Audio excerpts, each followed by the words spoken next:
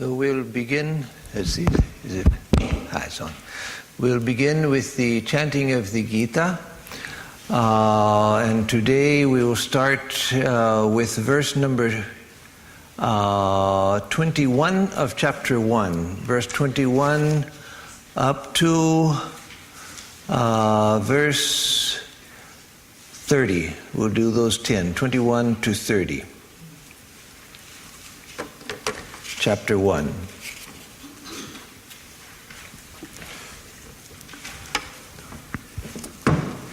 With the usual introductory verses.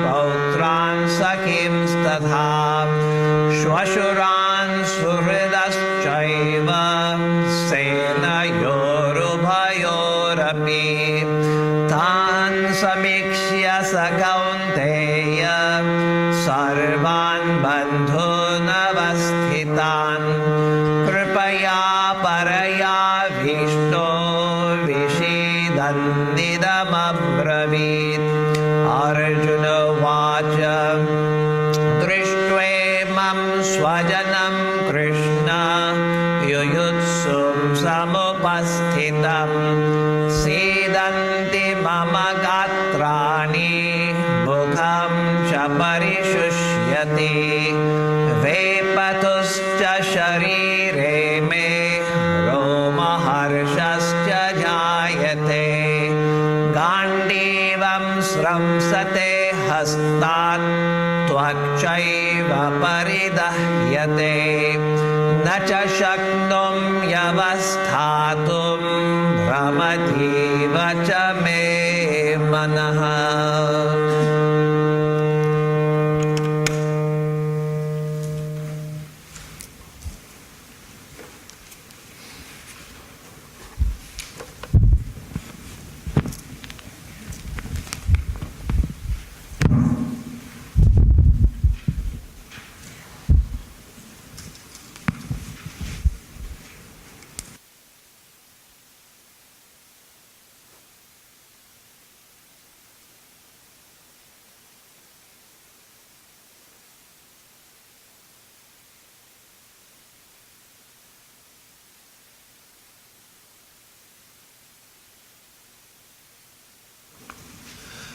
After 3 weeks of no classes, is it 3 weeks or 2 weeks? 3 weeks, 2 weeks? I was gone 15 days, but yes, I guess we missed 2 classes while I was gone. So we'll begin again where we left off, that is in the first chapter of the Bhagawad Gita, starting with verse 26. And you'll remember, most of you and maybe all of you know the story of the Gita.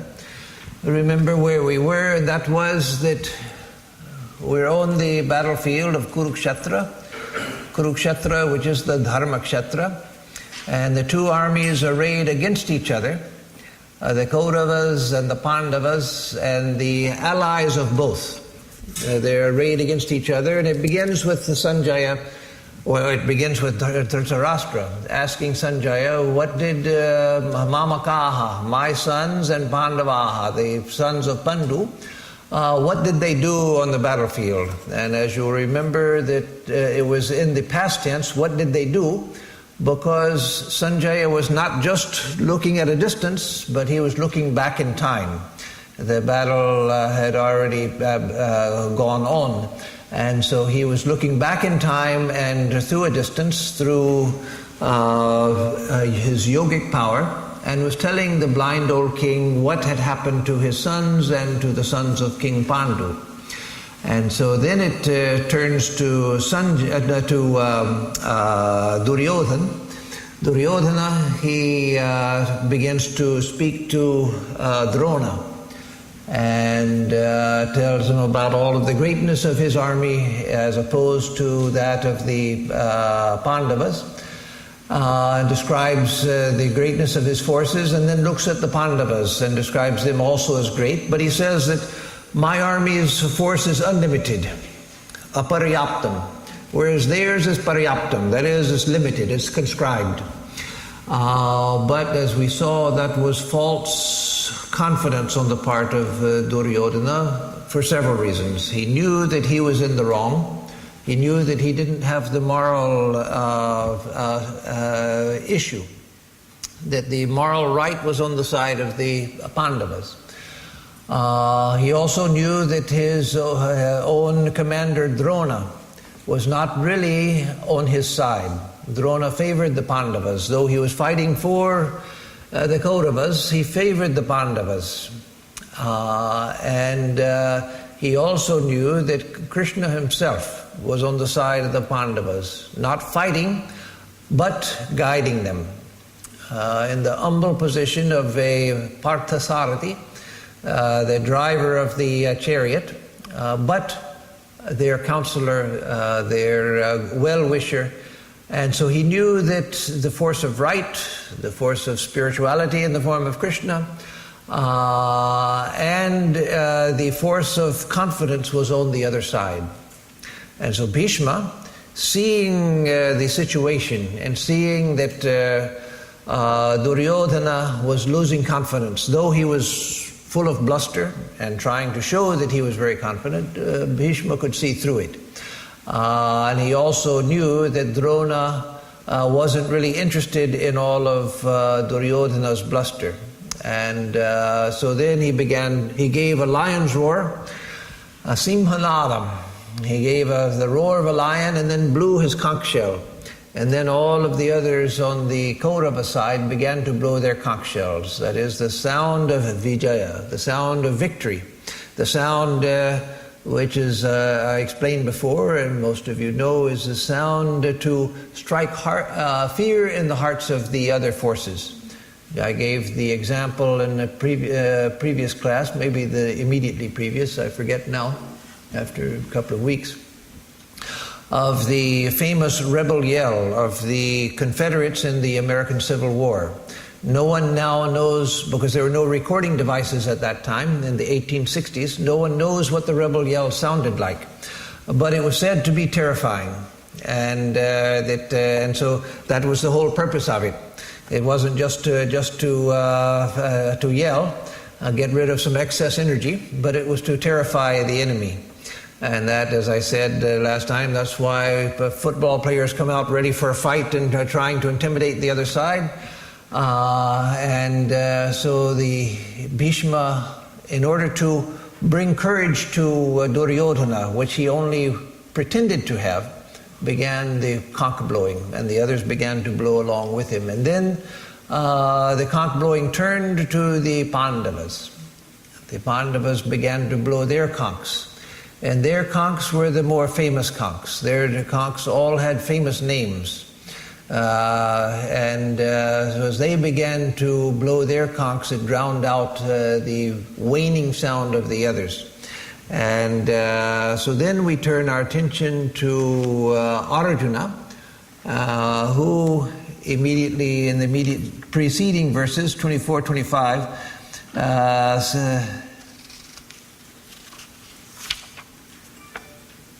in 21. I'll just read the translation of the verses just to get through them, to get to the point where we left off. So Arjuna says to Krishna, O Achyuta, that is the one who cannot be moved, Krishna, please place my chariot between both of the armies until I survey these who stand intent on fighting and those who are going to engage in battle with me in this impending war. So just as Duryodhana had asked Bhishma to look at the armies, both armies, that's natural. And as I explained last time, in football also, in any competitive sport, team sport, but taking football as an example because it's perhaps the most warlike, more warlike than soccer. The coaches study the other team before they even begin. Of course, that studying goes on for months beforehand, but when there's a match at hand, then they're watching the other team, watching the coach, watching to see what they do, in order to see signs of weakness, to see signs of vulnerability, to see what their strategy might be, etc.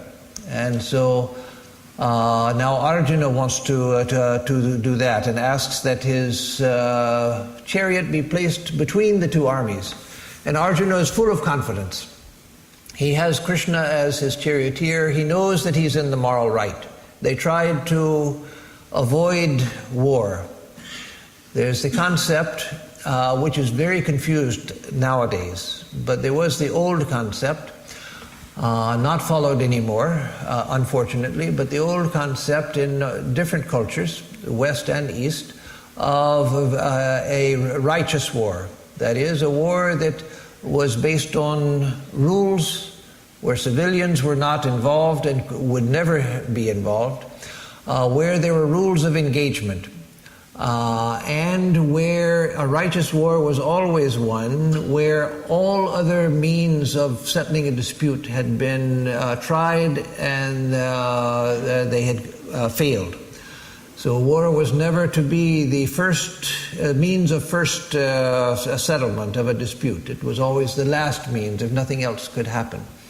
And so whether one believes that any war is righteous or not, certainly at an earlier time in the West and in the East, there was the concept that, at least the concept, that a war had to follow certain rules. It couldn't begin until other means had been exhausted, and then when it began, it had to follow rules of engagement which preserved civil society.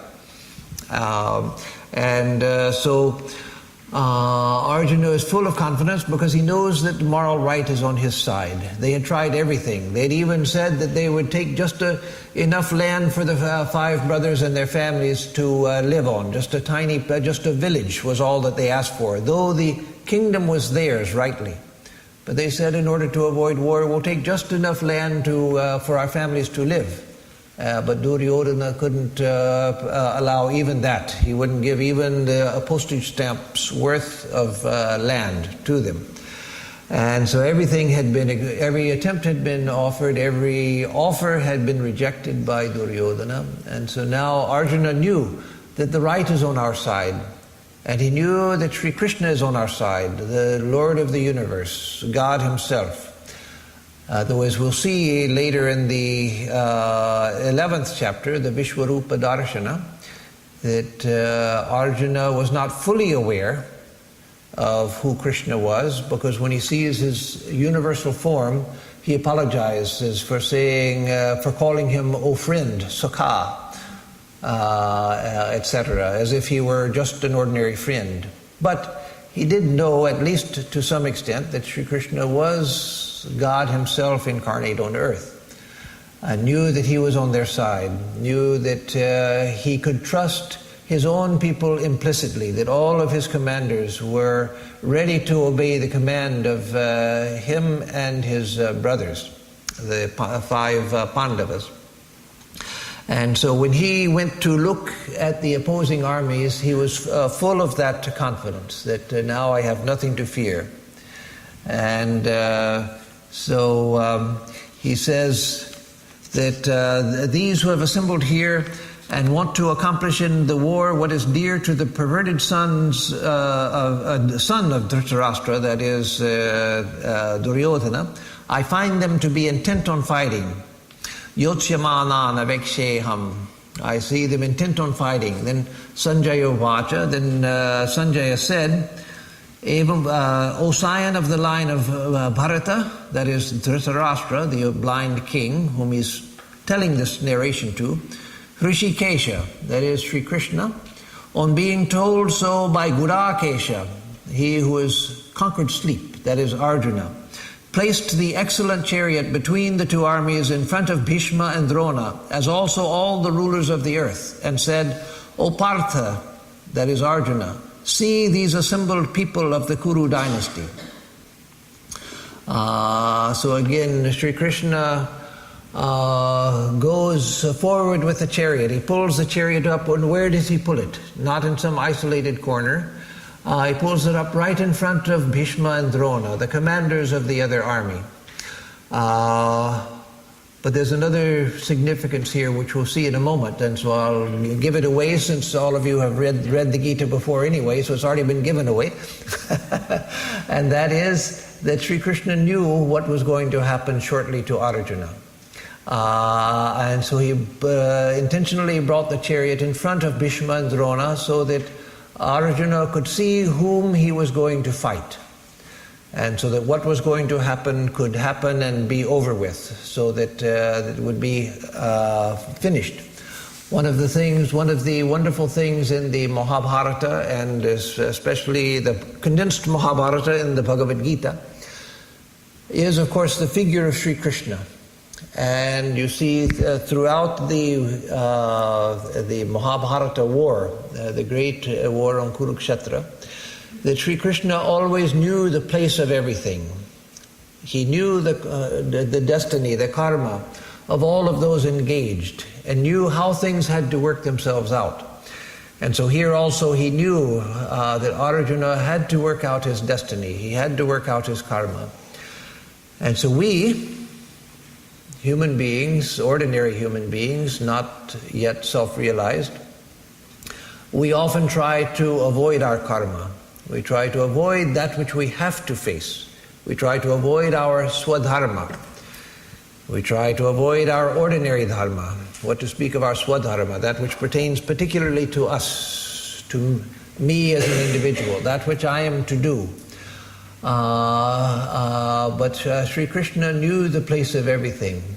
And so whereas we see time in cross-sectional piece, We see the moment in time. Even those of us who have lived for a number of decades now, we still tend to see the present moment not in the context even of our whole lives. We see it in the immediate context of the moment. And then we don't know what's going to happen the next moment. And so we see just a cross-section of time. But Sri Krishna could see the whole picture and know how everything was going to work out and how it had to work out because of the mixed karma of all of these people coming together. And so again, he pulls him right between the two armies in front of Bhishma and Drona, as also in front of all of the rulers of the earth. Just as in the West, the world meant Europe and a little bit of the Middle East and a little bit of North Africa. That was the world for many, many centuries. Even when I was in high school back in the 60s, world history meant mainly European history. A little bit. It recognized that China and India were there, but world history really meant European and the Western Hemispheric history. And so in India also, at this time, the world meant the known world, and that's true for anyone. China, Zhongguo, the word for China in Chinese, in Mandarin, is Zhongguo. Zhong means middle and Guo means country, because it was at the center of the world. In the Navajo language, the Navajo know themselves as the Diné, which means people. So they were the people. Everybody else was not quite people. The Navajo were people. And that's not picking on the Navajo, for whom I have great respect and great love. I just spent the last week with some Navajo people. But that I use that as an illustration of the same for everybody. Everyone has always thought that their people were the chosen people. There's nothing special about that. Everybody claimed to be the special chosen people, including modern Americans, who now we're the chosen people. We're the country of destiny. We are the light upon the hill. We are the indispensable nation. That's true everywhere. Everybody has claimed that. One country after another comes to dominance, and then they find out, well, our destiny was not forever after all. And so that will happen with us as well. So the rulers of the earth, that expression was natural, because people in every part of the world at an earlier time, before mass communication, mass transportation, certainly before the age of exploration, then the historical epoch known as the age of exploration, and people knew their world to be the world. Things beyond that were of not much concern. So in front of Bhishma and Drona is also all the rulers of the earth, and said, O Partha, see these assembled people of the Kuru dynasty, the Kauravas, Duryodhana and the 99 brothers. So then we start with verse 26 and 27 and 28. Now in different versions of the Gita, and some of you have different versions, the verses are divided a little bit differently. And that's usually according to the commentator. The commentator sees a connection between certain lines and makes a division according to that. And so Madhusudana divides the lines a little differently than some of the other verses. And so he next takes 3 lines together. That is, each line in a Sanskrit verse is made of 2 feet. A verse is made of 4 feet, generally divided into 2 lines, 2 feet, 2 feet. So 3 lines or 6 feet. So I'll chant in Sanskrit and then we'll go over the meaning. And as always, I'll remind you, and those of you who haven't been here to this class before, those who want to chant along with me, you're welcome and encouraged to do that. Tatra pashyat sthitan paratha pitrin natha pitamahan acharyan matulan bhratrin putran pautran sakim statha Shvashuran suhridaschaiva senayorubhayorapi. Tatra apashyat. Tatra apashyat. There he, Arjuna, saw. That is Partha. Arjuna saw, marshaled among both the armies. There he's standing there between the armies. Again, Duryodhana, when he wanted to show the both armies to Drona, he stayed on his side. Again, because though he was showing himself to be confident, he actually was not at all confident. And so he remained on within the limits of his front line in order to talk to Drona and to show him. And from that vantage point, he said, look at our army and look at that army of the Pandavas. But Arjuna, being full of confidence, he says, pull my chariot out into the center. So right in the center of the battlefield he goes. And then what does he see? What does he see there on the battlefield? He saw marshaled among both the armies his uncles, as also his grandfathers, teachers, maternal uncles, brothers and cousins, sons, grandsons, as well as comrades and fathers-in-law and friends. So there on the other side he sees all of these people that he knows well. On the other side, yes, he knew the people on his side also, family members and so forth, but on the side he's to fight. Now he knew this. Arjuna knew this, but this is the way life works. We know many things conceptually, but then when we're face to face with the situation, then it's completely different. Now it's real.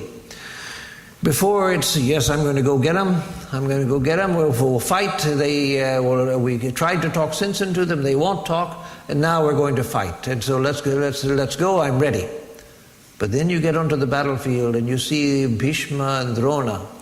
You see your uncles. You see people, brothers in the way that both in India and many other cultures, including the ancient Jewish culture, cousins are also called brothers. That confused me many times when I was in India. I would see a man that I had known in New York, an Indian man that I had known in New York, an Indian devotee and his wife. And I knew the whole family, had been to their house many times. And so with them was a young man whom I had never seen before. He introduces me, "Oh, Swami, this is our son." Our son? What? Did something happen that I didn't know about? I didn't know anything about this. A grown man, how did you get a grown son? But then I realized, it has to be his brother's or sister's son. So a cousin's son. And so in India, people often talk about their brothers and sisters, and then if you're confused, they'll explain, my cousin brother or my cousin sister. And so so here, where he's talking about his brothers and sons and grandsons and so forth, these are cousin brothers and cousin sons and cousin grandsons, etc., that are on the opposing force. And so again, he gets to this point in between the two armies, and suddenly sees the real situation, not conceptually, but he looks out and sees his uncles. He looks out and sees his cousin brothers. He looks out and sees his teachers whom he had revered, those from the time he was a boy who had taught him and guided him. And in the modern Western world, many of us had respect for some of our teachers and so forth, but it's a very ordinary type of respect. I still remember some of my teachers who had a wonderful influence on me when I was a young person, when I was a student, especially from the time I began to take school seriously, which was not till the 8th grade. Before that, I had no use at all for school, but I started taking it very seriously in the 8th grade. And so teachers who helped me immensely. But even then, here in the West, that respect for a teacher is a somewhat pragmatic respect. It's real and it's heartfelt, but in India, especially in traditional times, but to some extent even now. As you know, the respect for a teacher is tremendous. The respect for a real teacher is tremendous. A teacher who molded your life. Not in the modern schools and so forth, but in the old Gurukul system where you lived with the teachers. And so people like Drona had molded the lives of Arjuna and his brothers. They'd lived with them, not just gone to school and had a class in algebra with them or something like that. No, they lived with them and had their lives molded. They taught them the habits of life, the way to live, the way to lead their lives, the emotional training, the physical training, mental training, training in war, training in life, training in spirituality, training, all-round training. And so seeing these people who had molded their lives, it's more like seeing an older brother than seeing a modern teacher whom you may love and respect, but who had a much lesser effect on your life than an older brother or an uncle or someone that you lived with. And so that's what he's confronted with. Grandfathers, teachers, maternal uncles, brothers and cousins, sons, grandsons, as well as comrades and fathers-in-law and friends. And then we go on to the next two lines.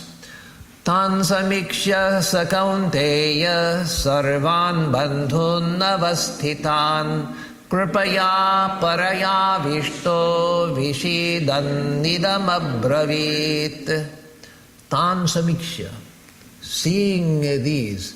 And samiksha, iksha means having seen, but samiksha means in a complete way. Samiksha, some Krishna rupena, in a thorough way having seen. So that is, before he knew that they were there, and he had seen them over there, but not really paying attention. Now he saw them completely. Now he saw who it was. Sa Kaunteya, that Kaunteya, that is the son of Kunti.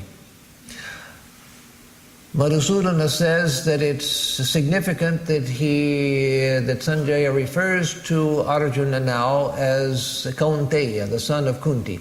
I don't think we can take it so far as Madhusudana does, because there are places later where he's called Kaunteya without any such context. But now Madhusudana says that he's calling Arjuna really a mother's boy. He's a mother's boy. He's lost his courage, and now he wants to hold on to the apron of his mother. And so he's called Kaunteya. Sarvan bandhun avastitan. So tan, sarvan bandhun avastitan samiksha. So he, Arjuna, that is Kaunteya, having seen all of these relatives arrayed before him. Kripaya paraya vishto, kripaya paraya avishtaha. He was avishta, he was overcome by kripaya, by compassion, paraya, supreme compassion.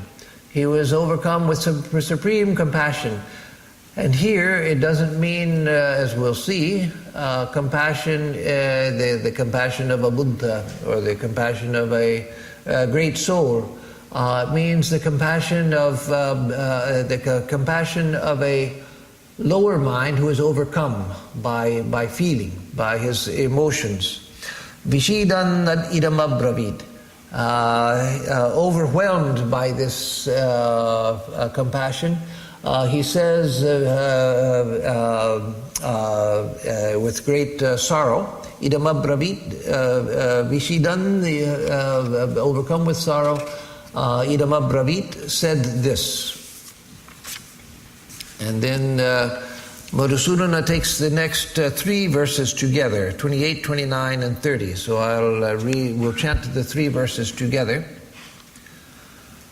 Arjuna vacha drishtvaimam swajanam Krishna yuyutsum samupasthitam sidanti mama gatrani mukham cha parishusyati Vepathuscha sharire me roma harshascha jayate gandivam sramsate hastat tvakchaiva paridahyate nacha shaknom yavastatum brahmativa cha me manaha.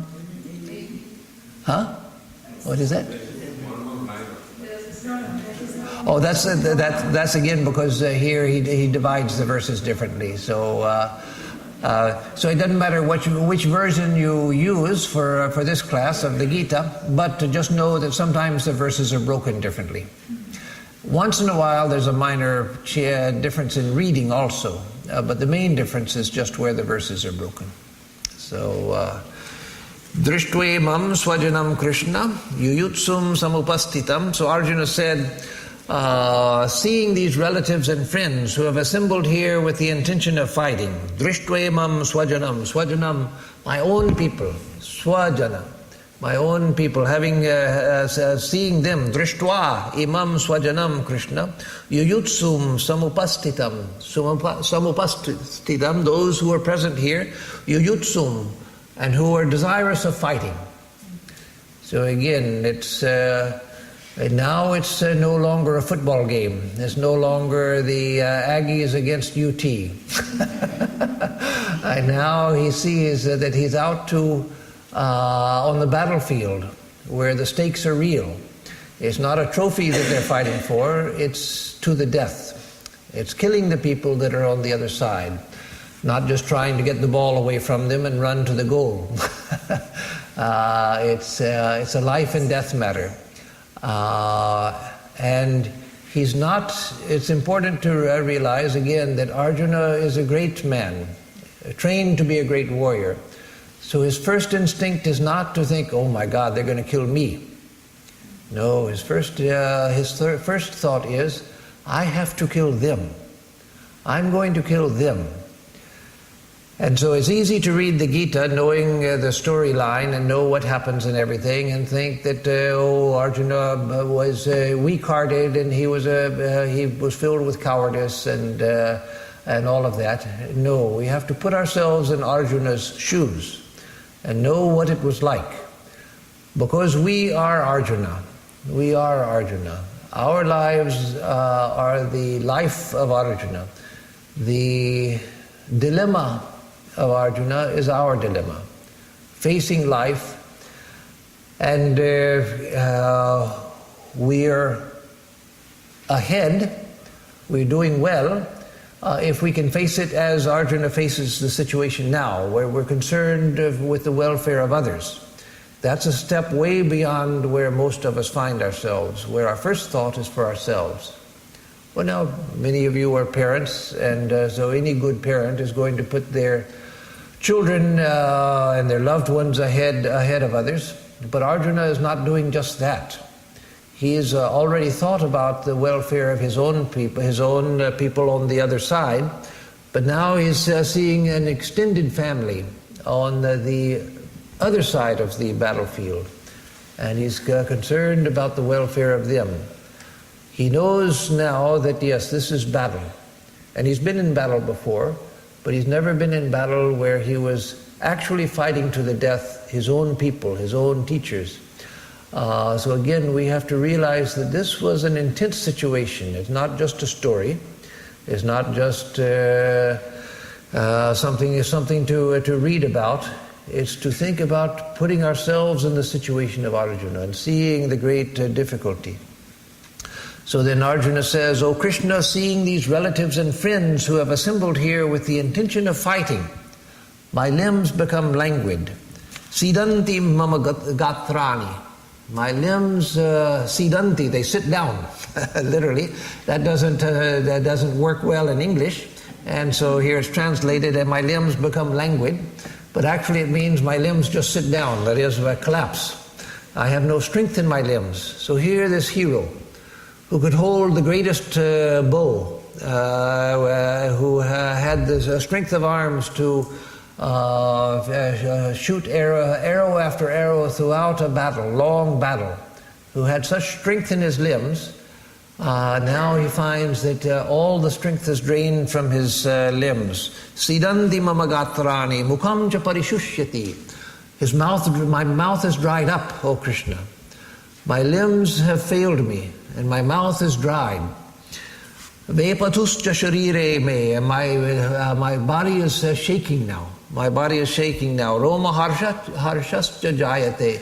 I'm getting goose flesh and horripilations, not from inspiration. We can get goose flesh and horripilation from inspiration or spiritual ecstasy also, but at a lower level, just from positive excitement, emotional excitement. But no, now he's getting it from fear. He's losing it, as we would say. Gandivam sramsate hastat. The Gandiva, his famous bow, the famous all-powerful bow which he uses in battle, that is falling from his hands. Again, he's lost the strength in his limbs. The great bow is falling from his hand, and even the skin burns intensely. Twakchaiva paridahyate. Even his skin, twak, is paridahyate, is completely burning up. Moreover, I am not able to stand firmly, since my mind seems to be whirling. Nacha shaknom yavastatum. I can't. Na shaknomi. I can't avastatum, to stand, to remain standing. Brahmativa chame manaha. My mind is whirling. My mind is whirling. So again, seeing that now a hard-hearted person might be afraid in seeing the situation, but that's not the case with Arjuna. His strength is failing him because he sees the reality of what he's about to do, what he's called on to do. That those for whom he is fighting are also on the other side, those with whom he's going to fight. The people that he loves most in life are the people that he has to fight. And so this is not just ordinary cowardice, it's not just losing heart in an ordinary way. Again, Arjuna was a great hero who had been trained for this sort of thing, from childhood, trained for this.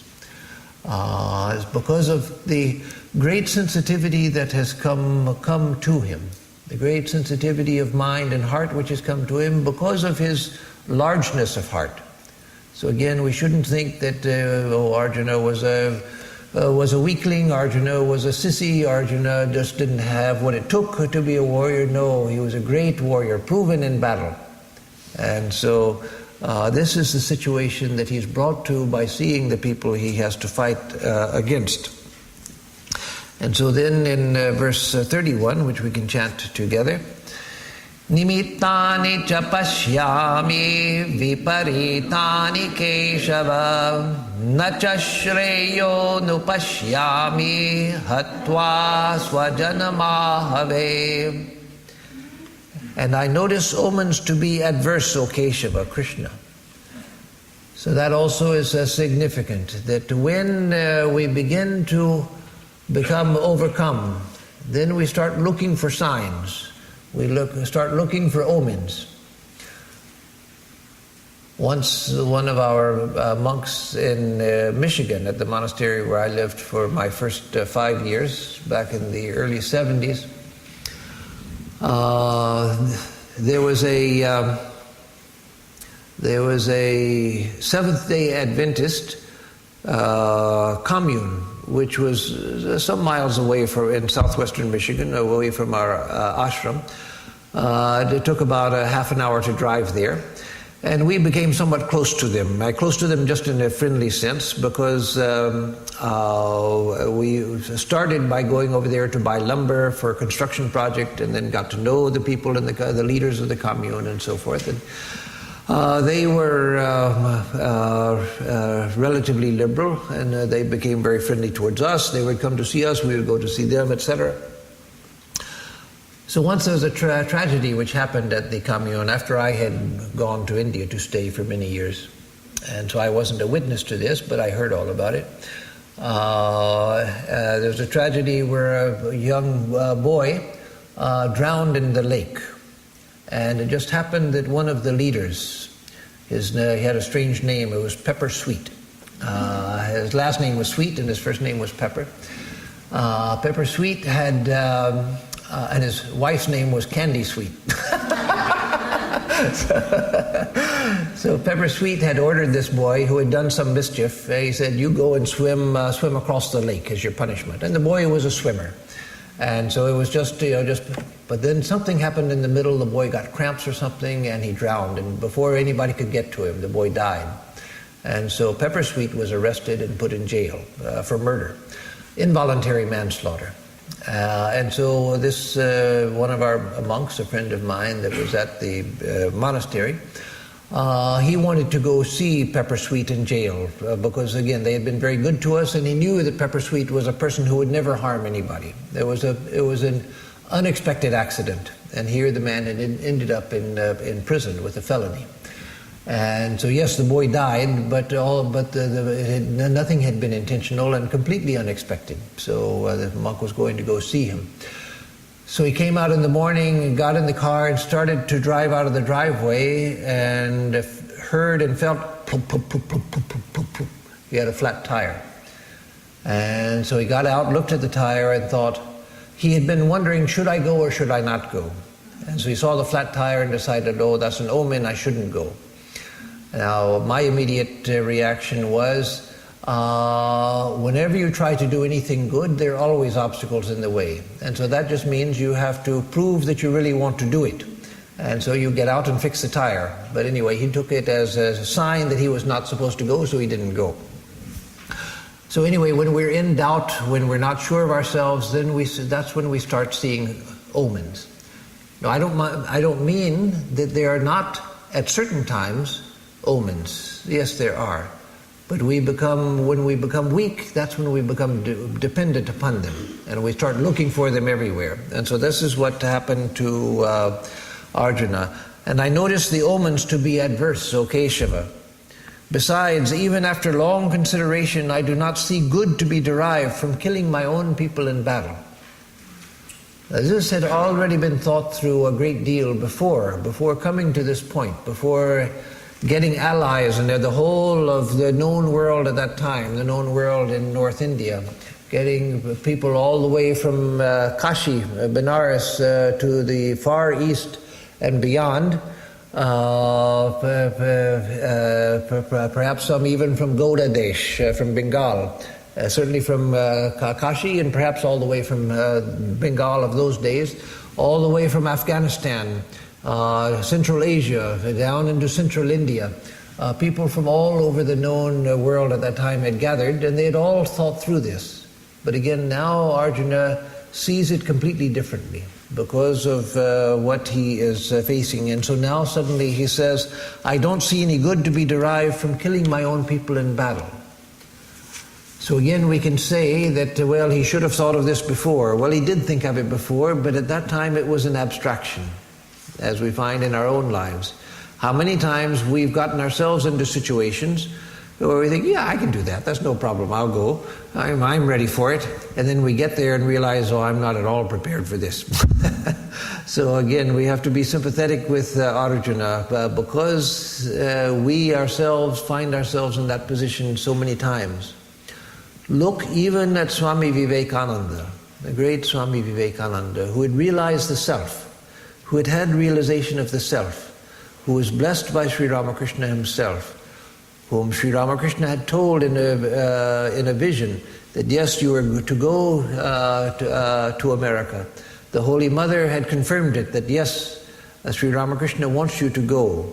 So with all of that background, a man who was the most fearless of men that we can imagine, when he gets to the Parliament of Religions, finally after so many misadventures, so many things going wrong, everything going wrong, he finally gets onto the stage on the 11th of September 1893, and then he sees all of these people, the best religious representatives from all different religions and different denominations from all over the world, the churches and synagogues and temples, and people had sent their best representatives because this was their time to shine before a world audience.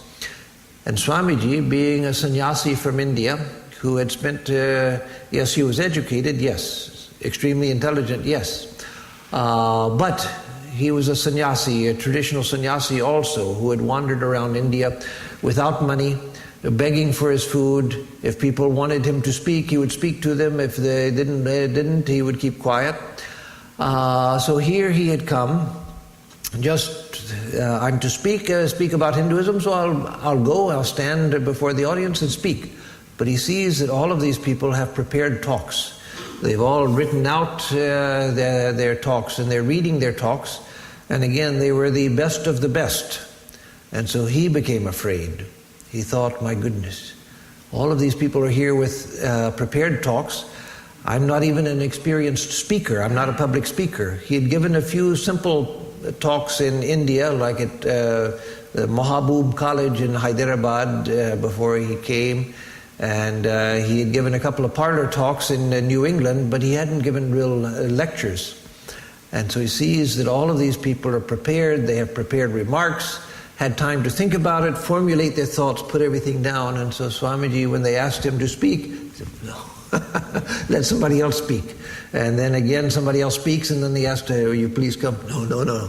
So he kept saying no until he couldn't say no any longer. He had to stand up and speak. And then, of course, the rest is history of how extraordinary was his speech and how extraordinary was the reaction to the speech. But even Swamiji, certainly before he went to the Parliament of Religions, he wasn't afraid. And he told, before leaving India in Mumbai, he told Swami Turiyananda, his brother disciple, that Hari Bhai, I somehow feel that the Parliament of Religions, is being organized for this, meaning himself. That the Parliament of Religions, the very purpose of it, was somehow, he didn't know how, but was being organized for himself. That is, he had some intuition that this is a grand moment, that all of these causes are coming together to produce an effect which is where he is to be presented to the world. So all of this he knew. And yet when he gets there and sees all of these people and hears them speaking, then he loses heart until he can't avoid it anymore. So again, that's what happened to Arjuna. His whole life has brought him to this point, and yet he is not ready for it. So let's take one more verse and then we'll stop for today. Number 32. Nakangshe vijayam Krishna dacha rajyam sukhani cha kim no rajye na govinda kim bhogair jivitena va. So nakangshe vijayam Krishna. Oh Krishna, I don't desire victory. I don't. He had come there with the idea of being victorious. He had been trained to victory, but seeing the situation now, I don't desire victory, O Krishna. Nacha rajyam sukhanicha. I don't desire kingdom. The whole battle was taking place in order to get back their rightful kingdom. That was the whole reason. And they had asked just for a little village, for the 5 of them. And that wouldn't be given. And so it was about Rajya, about kingdom. But now he sees that no, I don't really desire kingdom or sukhanicha, or pleasures. I don't desire pleasures. I don't desire kingdom. Kim no rajyena Govinda. Oh Govinda. That is Krishna's name, Govinda, the Lord of the senses, the controller of the senses, because the senses are sometimes called cows. Our senses are cows which go out into the field to graze, and the field of the senses. So Govinda, O controller of the senses, Kim no rajyena, Kim naha rajyena. What is the kingdom to us? No means to us. What is kingdom? What is kingdom to us? Kim bhogayar jivitena va. What are enjoyments? Bhoga. What are enjoyments? Jivitena va. Even life itself. What is that to us? What is all of this to us? I don't want kingdom. I don't want happiness. I don't want victory. What is the use of kingdom, O Govinda? What is the use of enjoyment? What is the use of life itself when I am confronted with these my own people that I have to go out and kill? So again, think of it. If we were finding ourselves arrayed for battle and we saw our gurus on the other side, our great teachers, our most respected teachers. We saw our close relatives on the other side, those with whom we had grown up, those with whom we had learned everything that we've learned. And we suddenly realized that no, this is not a football match. This isn't a basketball game. This is life and death, and I have to go out and kill those people. That's what I'm here for. I'm here with my gandiva, my bow, my arrows, my other weapons, and I have to slay them. And I can't do it. I can't do it. What's the use of kingdom if I have to go and kill these people? What's the use of enjoyment? What is the use of everything? What's the use of living even? If I live by killing them, how can I live? How can I live? How can I live by killing my brothers, by killing my teachers, by killing all of these peoples? How can I do that? I can't do it. And so that's where we will leave Arjuna and Krishna for tonight. So, let me see if there are any questions before we close. Yes, good, Jayant. Maharaj, a quick question. Is Arjuna told to take the chariot? Is it having the proud moment of his, or he is a boastful that who will fight with me? Something like that? Yes, you mean Arjuna when he goes out on the chariot. Yes, he was certainly, he was feeling fearless. And one thing I should explain in that context, because we generally have the idea that pride and all of that, it's all egotism and everything, that's unbecoming, and that humility is better and everything. But in ancient India, justified pride was not considered a bad thing. Justified pride that's something that we get in the Western tradition. You find that the stories that the two civilizations told were very different. And so you find that in the West, pride is considered the root of all evil. And why? Because it was pride that led Adam and Eve to disobey God. They disobeyed God out of pride. They wanted to know as much as God. And so that was the beginning of the fall of humanity. We fell from a state of grace because of pride. And so in the West in particular, traditionally, and it's a thought which is not restricted only to the West, but in the West in particular, pride is considered the worst of sins. Of course, the strange thing is that the West is a place that cultivates pride also, pride in oneself, pride in one's accomplishments and all of that. So it's one of those contradictions that Swami Vivekananda delighted in. He said that in India, Sri Krishna teaches the Gita that to stand up and fight, do your duty, face the enemy when you have to. But India chose the way, as a civilization, chose the way of Jesus, that is, be meek and mild. And in the West, Jesus taught people to be meek and mild, to turn the other cheek, and everybody's ready to fight.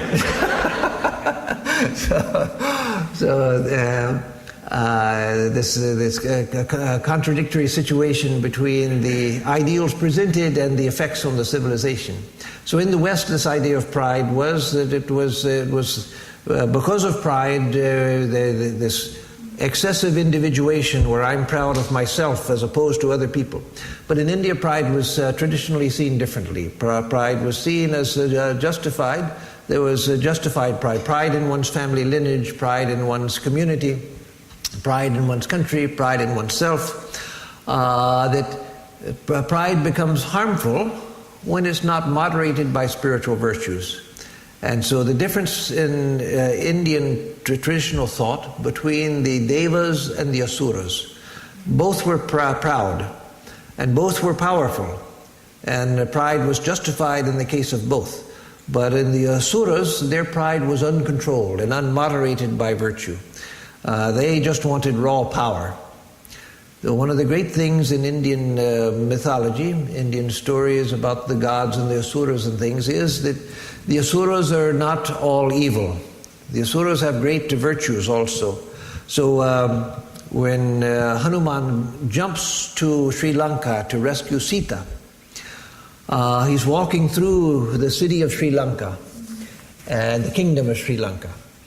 And he gets there in the evening time, the time of the Sandhya Vandana, the evening devotional exercises. And he sees the asuras in the city practicing in a very devoted way, practicing their devotions, praying, making offerings, doing japa, and so forth. And he's very impressed with the devoutness of the asuras. And so the asuras are never considered all bad. The asuras, their badness is in the fact that they don't moderate their pride, they don't moderate their aggression, they don't moderate but they also have great virtues. And so again, in ancient India, you find in the Vedas there are many prayers for prosperity, for more and more cows, for brahmacharis, that is novices, to come to the ashram of the teacher, and all of those things. There's considered nothing wrong with that, with prosperity or with pride and things. Only it should always be moderated, and not pride at the expense of others. That I'm great and you are nothing. No. Swami Vivekananda used to say, I'm the proudest man alive. And he was. Proud of what? Proud of his heritage, proud of his tradition, proud of the fact that he was a divine being, proud of the fact that he was rooted in the highest truth, but not pride that was contrary to anyone else's welfare. It was pride that he knew who he was and saw the same in everyone else, that everyone else had the same divine status as he had. And so he could say, I'm the proudest man alive, because he knew who he was. But he knew that everyone else was the same, so it was not destructive pride. So, now time to... Okay, one more question. I'll get you afterwards, Hector. Go ahead. No, yeah, go ahead. Yeah, here, yes. I'll answer Hector's afterwards. Swamiji, is ego, isn't that synonymous with some of the things you're talking about here? The pride. And three things: greed, anger, and delusion. So if I look at Kauravas or Duryodhana, those represent deluded mind, okay? Yes. So isn't that attachment is the major cause of egos and prides and separates us from the divine? Yes, ego certainly is the root of all of that. But the ego is a very peculiar thing. The ego is something that we can't live as a human being without the ego. It's that which allows me to act and to think and to do. Even the Buddha, after his illumination, and this would go for any realized soul, enlightened soul, but take the Buddha's example because it's a famous one. After the Buddha's enlightenment, when he went beyond the self, he realized that which was beyond the self and knew that the ego was an imposter. And in the famous words of the Buddha after his enlightenment, he says, "O thou builder of this tabernacle," that is the ego which has built this tabernacle, "I have known who you are. No more will you build your rafters," and so forth. Who was speaking? It was the Buddha's enlightened ego that was speaking. So even an enlightened being, when they come back to relative consciousness, there's an illumined ego which allows them to eat, to talk, to answer questions. If you went to the Buddha after his illumination and said, "Where were you born?" he could have told you, in Lumbini. So who tells you? Who has the memories? Buddha, the individual Buddha, had them. But his ego was no longer the narrow, ignorant ego. It was the illumined ego. So Sri Ramakrishna always said, don't think in terms of destroying the ego, because it won't be destroyed. He said it's like the peepal tree in India. You cut the tree down, and the next day it's coming back up from the root. And cut that down, and the next day it's coming back up. And it eventually destroys whole houses, growing its limbs and roots and everything, until the house is destroyed. So instead of thinking of destroying the ego, think in terms of maturing it. Until it becomes the illumined ego and is no longer capable of binding. And so yes, it's the ego out of which everything else comes. And so the ego in one sense is the greatest enemy, but the ego also is our necessary friend. It's through the ego that we get to illumination and go beyond the ego. So let me just hear Hector's question, and if I can answer it in a word or two, I will, but it's probably a complicated question. Concerning Swami Vivekananda's, when he went to the Chicago fair, in my opinion, was he like the antenna on a TV? Because a lot of the Christian mystics from the 13th centuries on, they have a lot of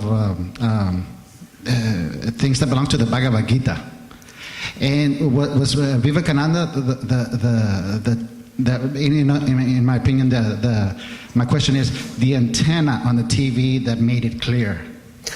Yes, you get that. That's a possible analogy. That he was not. If we saw Vivekananda on the stage, we would see, the body of Vivekananda and hear words coming out of his mouth and so forth, and that's all that we see. But he didn't see himself in that way. And people with eyes to see who had deeper spiritual insight, they didn't see him that way either. They saw him as a funnel through which infinite words of wisdom and infinite consciousness poured. And so yes, he was like an antenna that was tuned into the highest truth. And so he didn't see himself as an individual body and mind. He used to say, I'm a body without a form. No, I'm not a body without a form. I'm a voice without a form. I'm a voice without a form. That is, he was the voice of the infinite. So we'll stop here. And just announcements before I give a closing chant. Thursday morning there will be the class on the Sri Ramakrishna and his divine play. That is the biography by his disciple Swami Saradananda. At 11 o'clock till 12 o'clock, followed by Arati. And then on Sunday we'll be back to the usual lectures.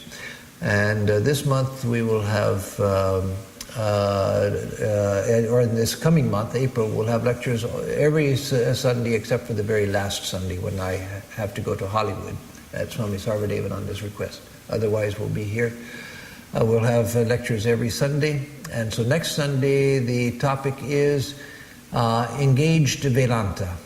I gave some other title to Gita today. I don't remember what title I gave, but it's Engaged Vedanta is close enough. And in that, I will tell about my trip to Costa Rica, but it's not going to be just it's not going to be a travelogue. I went here and I went there, but there will be a point to it. So let me give a closing chant. And what have I been chanting for the end? Purnamada? Okay. Om Purnamada Purnamidam Purnat Purnamudachyate Purnasya Purnamadaya Purnamevavashishyate. Om Shanti Shanti Shanti Harihi Om Tat Sat Shri Ramakrishna Arpanamastu. That infinite reality is full. This relative universe is full and complete. From out of the fullness of that infinite being, the fullness of this universe has come. And yet that being remains ever the same. Om, peace, peace, peace be unto us and to all the beings of the universe.